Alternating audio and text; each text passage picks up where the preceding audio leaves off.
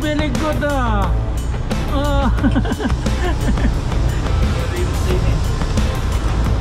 Merong may nag-email sa atin na nag-a-apply daw ang aking manager natin sa loob ng 6 months.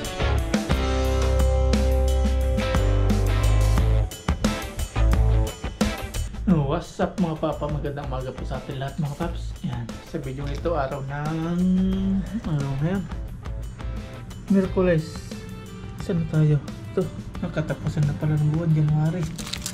Tapos malapit natin pahinga. Ayan, yan o, ito lang napasok namin. 1, 2, tapos ito linis na to 5, 6, 7. Tapos Chinese New Year na walang pasok, 11 days. Ito palit araw, balik namin 19. Bigayin ulit ng upaw ito mga paps, 18, bago bumalik sa company, bago ulit magsimula ng ng trabaho. May pa ulit. At si bro hindi pa rin okay mga paps, iwan natin, pahinga muna siya kasi di pa okay kain dyan. May foods naman dito na yung luto pa rin natin kagabi. At makakain naman na siya kagabi mga paps. Okay na yung kanyang pagkain kagabi. Medyo sama pala yung yung tiyan niya. Yan, pasok na po tayo. Dala tayo ng imong. Ayun na mga paps. Bro, pasok na ako. Tulog pa siya. Tara, pasok na mga paps. Tandadadang.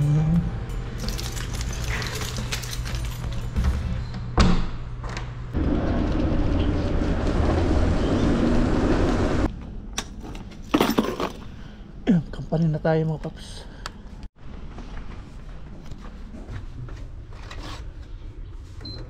Maaga tayo ngayon. Katapusan 7:04.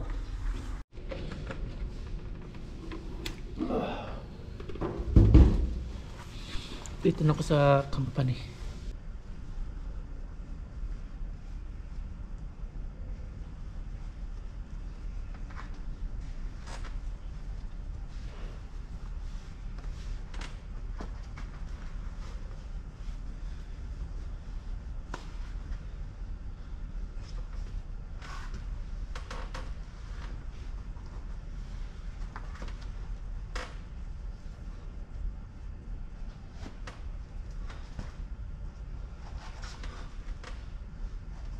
Medyo baga tayo ngayon mga paps kasi yung ating yung ating YouTube nagkaroon ng copyright claim. Yung music hindi natin na tanggal music dito sa company. Kaya ngayon panibago upload tayo. Re-upload tayo. Yan, re-upload.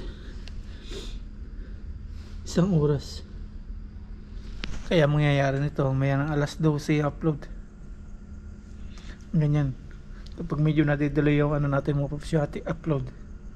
Kasi ang normal time ng upload ko is 7:30 ng umaga para habang nagkakape nood ng video. Ngayon ito delay, maya pa alas 12 kasi oras ng trabaho yung matatapos yung upload niya.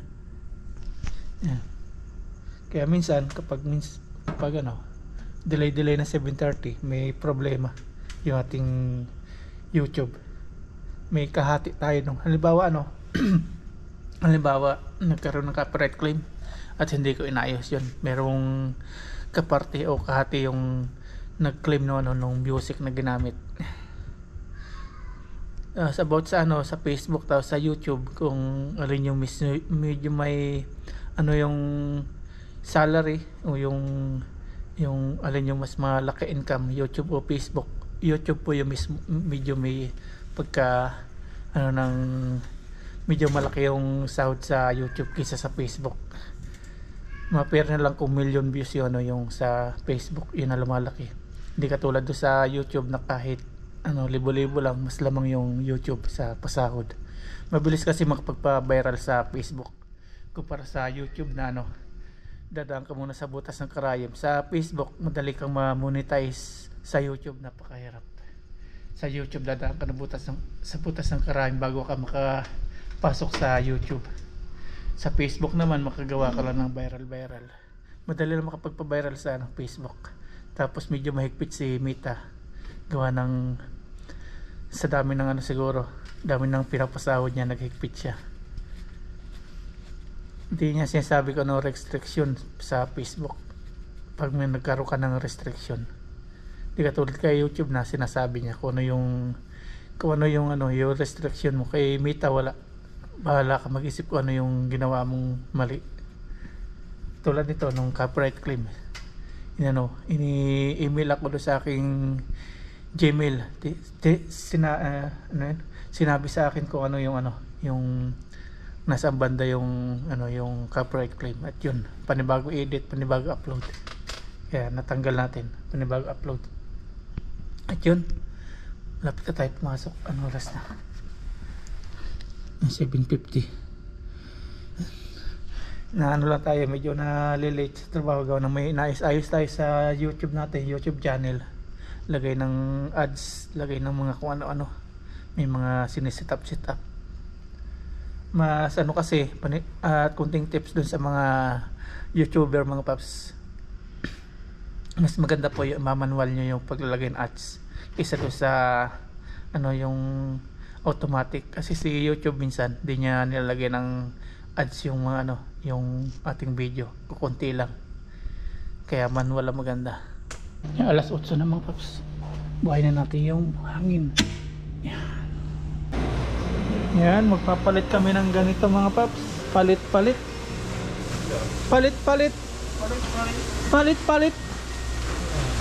Yan, tinatanggal mga paps yan, mga lumubo na. Tayo naman maglalagay niyan. Palit. Bang lumot tuwo. Palit.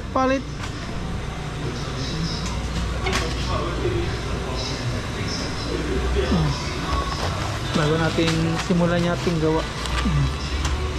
Palit. Simoy. Poko. Poko ma.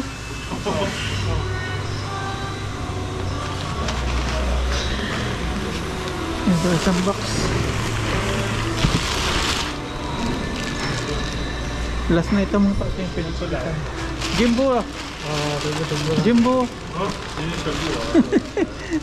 Jimbo kami yun na.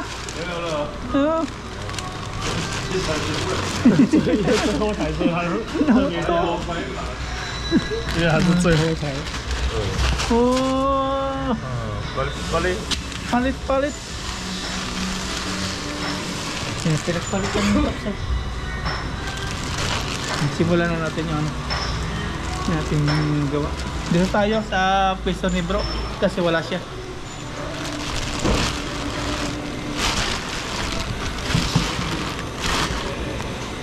Okay na ma? Okay. Palit. Change ya, palit. Change. Lagay natin ito sa loob.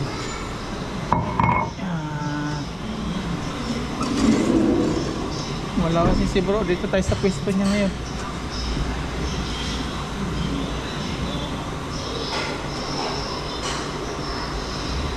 Dito, not ready yun. Ito natin ilaw.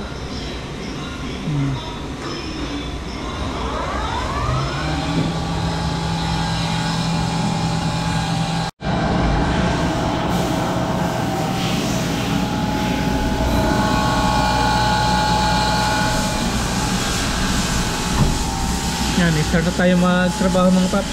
Milky tayo. Ay, silang pala, walang milk tea.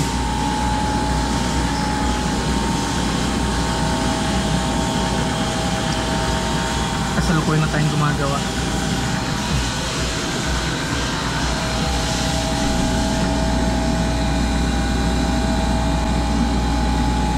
Lapit nang matapos yan. Pin.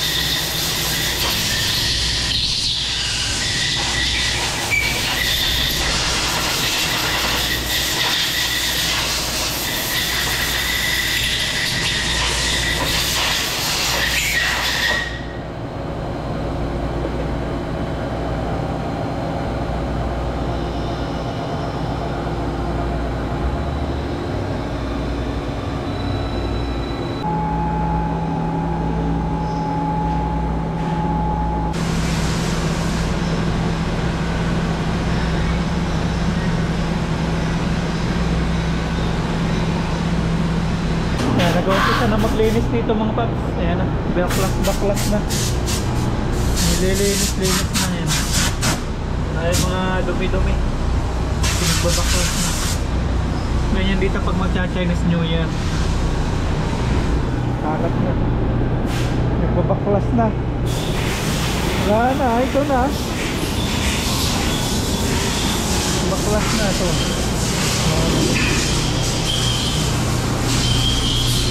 Oh, baklas na din. Kaya naglilinis. Ipapansang kulokoy! Ipapansang kulokoy! Oh, Leila! Nag-uumpisa na mga paps mga linis ng machine na yan. Dumi oh. Isang taon yan. Isang taon di binaklas-baklas ng ganyan. Dami.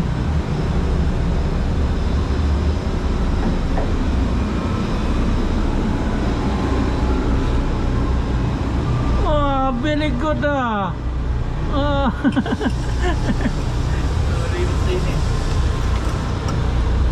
Ganyan din tayo mga kaps kapag wala na tayong ginagawa sa ating machine. Linis na din. Yung kanyang gawa tapos na eh. Nilagay din ng langis dito. Yung number 68. Dito binubuhos.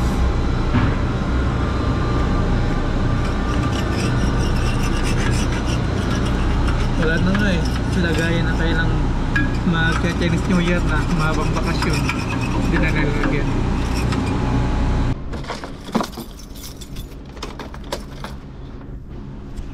Out na tayo mga paps.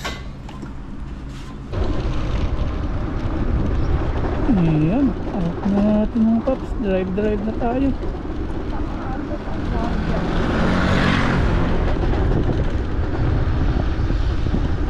Ayan, dito na tayo sa door mga paps. At may sinaing na dito. Ayun, sasaing na si bro. Sasaing na siya. Medyo okay na siguro siya. Ayun oh. Kumakain na. Sabaw ako. No, okay na. Okay na, naka-recover na. Naka-recover na. Sabaw-sabaw mo na. Yung mga malalambot. Ano, lugaw. Hindi, ano siya? Ayan, papatulan na may... Patulan na may fishball. Ito. May ano, noodles, fishball, patula. Ito yung tira pa natin. Yung chicken. Hindi na tayo makapagluto mga paps. Kasi may luto na. Okay na si bro. Kakain na lang tayo. Habang pahinga tayo mga paps. At merong may nag-email sa atin na nag-a-apply daw ang aking manager natin sa loob ng 6 months. Saan yung nakalagay? Yan. Nalagay ko na lang sa sa screen. Ito nakalagay. Hi Ryan, congratulations and welcome to the YouTube Partner Manager Program. My name is Deep and I'll be your new YouTube Partner Manager during the course of our 6 months program. Sa loob ng 6 months. I'll work with you to help optimize your channel of the platform.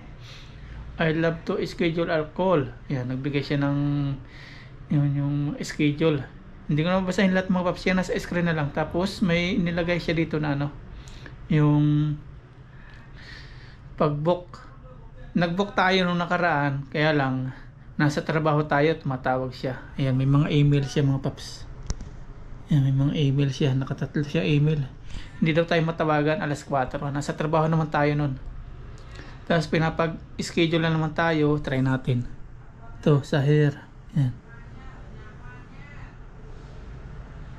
Lagay daw natin, schedule natin. Ayan, may mga schedule. 1, 2. Ano ba yung 6, 7. Bukas to eh. Ay, bukas. Ano ba bukas? 1 pala bukas. Try natin tong 2. 2. Tapos oras. Hindi ko maintindihan to. Dito tayo pumunta mga paps sa sa laptop para ating maintindihan kasi doon sa cellphone medyo tayo nalilito. Ayan, may mga schedule siya sa January 2, ayan, Friday 10:30 AM lang yung kanyang available, kaya lang nasa trabaho tayo nyan. Tapos ito Saturday, Sunday day off. Tapos jump tayo dito sa Monday to Wednesday. Ayan yung binigay na schedule. May mga oras ng trabaho tayo nito eh. Ayan, mahirap katagpuin mga paps yung time. Subukan natin to Friday, baka wala kami pasok niyan. Ito na lang sa 2. Ay, ilalagay pala yung dito yung pangalan. Ay, lagay natin email address. Pero pag maglalagay tayo ng email address mga paps, sa kukontakin natin. Sa kukontak sa atin, huwag natin ilalagay yung talaga natin yung ginagamit. Maglagay tayo yung yung hindi natin talaga ginagamit. Kasi kapag nilagay natin ginagamit natin na ito sa YouTube is baka ma-hack. Kaya ilalagay natin ibang account, hindi yung talaga yung ginagamit natin na pang vlog. Yung number okay lang. Tapos pag maglalagay ka ng email address, pag humingi ng password, wag po tayo magbibigay ng password kasi karamihan ng na hack is binibigay yung password. Kaya dami pa nagiging hack yung hacker. Bigay mo yung email address yung yung hindi mo ginagamit. Gagawa tayo ng hindi natin ginagamit. Ayan, nakapagpabook na tayo mga paps. Ayan na yun. Naka-schedule na tayo. Tingnan natin kung totoong mapapaganda ating channel. Yan, wala na yung 2. Nag-iisa na lang yun eh. Ito marami pang bakante. Titingnan natin mga paps kung ano talaga siya. Kung mag-improve yung pag-apply sa manager. Kakain na tayo mga paps. Hindi na tayo nagluto kasi may niluto pa dito si bro. Tapos yung kagabi pa natin niluto. Ayan. Hindi natin makasabi si bro kasi kumain siya kanina dating natin. At si Ayang kasalo natin. Ayan, kain na po tayo mga paps. Pusin na natin itong ating manok at kalabasa kasi papanis na to. Hindi pa naman.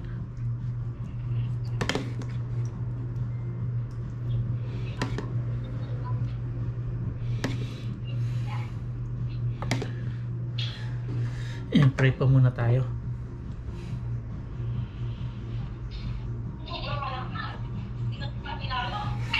Kain tayo ya. Kain na. Kain po. Anong sabo po para po sa inyo? Cheers. Cheers. Thank you, Lord.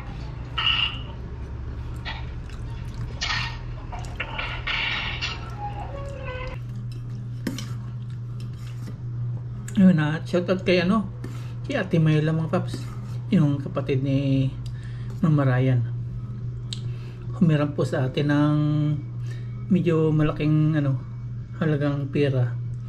Kaysa ang plano sana nun mga paps is mag-loan sa SSS. Pag nag-loan sa SSS, malaki yung tubo niya. Halimbawa humiram nag-loan ng 200,000, mapuputala sa kanya mga, hindi ako sure, mga 190 ganyan. Tapos kakaltasin sa sahod nila yun, pagbabayad nung sa niloan. Tapos nabanggit ni Mama Ryan na ganun, plano mag-loan. Sabi namin ni Mama Ryan, nag-suggest na pahiram na lang namin tapos buwan-buwan bayaran. Tapos yun nga ginawa. Pinahiram namin ng pera kasi may pinagawa sila eh. Hindi na po namin sabihin kung ano pa pinagawa. Tapos yun, last month yun nagsabi ng RAM. Yun, kanina natuwa lang ako mga paps, kaya shoutout kay Ate Myla. Siya naghulog sa account para bayaran yung kanyang utang. Isa sa SSS, malaki yung mawawala ang bawat 200,000 na RAM. Tapos buwan-buwan kakaltasin. Ayun, pag sa amin, wala na. Buwan-buwan lang siya nang bibigay. Yan. 20,000 nanulog kanina mga paps. Salamat kay Ate Myla. Tuwa lang ako. Si Ate Myla po is teacher sa sa isang public school.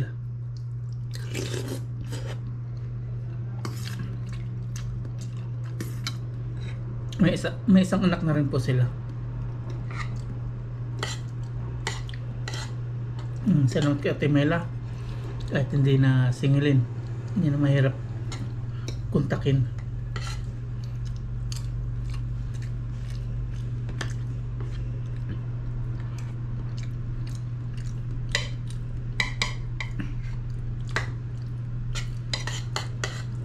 Nakakatuwa lang ng paps kasi nagkusa siyang maghulog.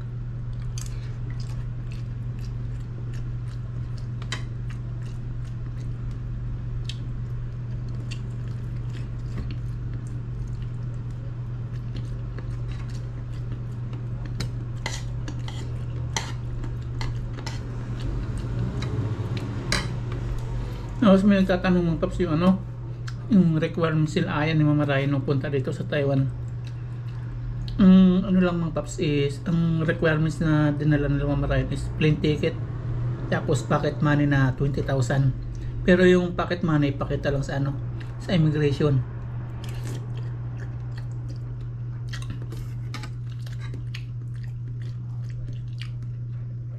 Tapos binigyan ko din ng invitation letter, yung sulat kamay ko. Kasi pag sa Miko, 900, medyo mahal. Kasi papadalo pa sa post office. May bayad pa rin yung pagpapadala. 300 yata, hindi ako sure. Mali na sa 1.2 din yun. Pag isulat ka, may piprint mo lang. Pa-print nila sa Pilipinas. Yun. Okay na, libre pa.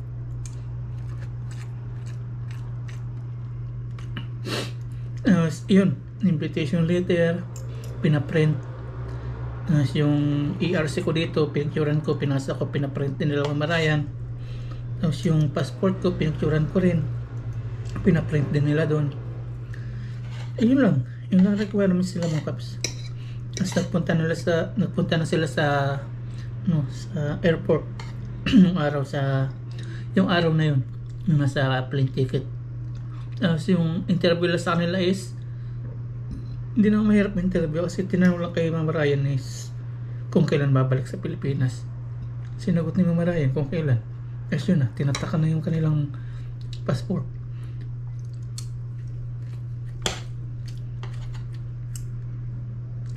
Mas madali lang yun kasi kasama si Aya mga paps. Kasama yung anak. Kung hindi kasama si Aya, tapos si Mama Ryan lang, tapos ex-Taiwan, madaming tanong. Kasi baka mag-TNT daw.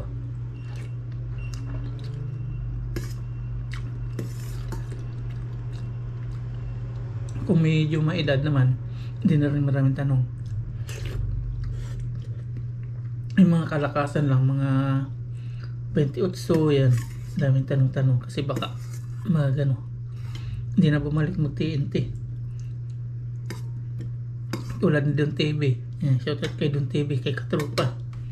Madami daw tanong, madami daw pinusisi sa kanya, pati sahod sa YouTube. Madaming tanong kasi ex-Taiwan, tapos medyo pa si Don TV, medyo kaya pa magtrabaho, bata-bata pa, kaya nag-alanganin. Dami daw tanong. Kaya mas maganda ako pupunta kasama anak. Kaya maramihan kayo, grupuhan. Pag nag-iisa mahirap.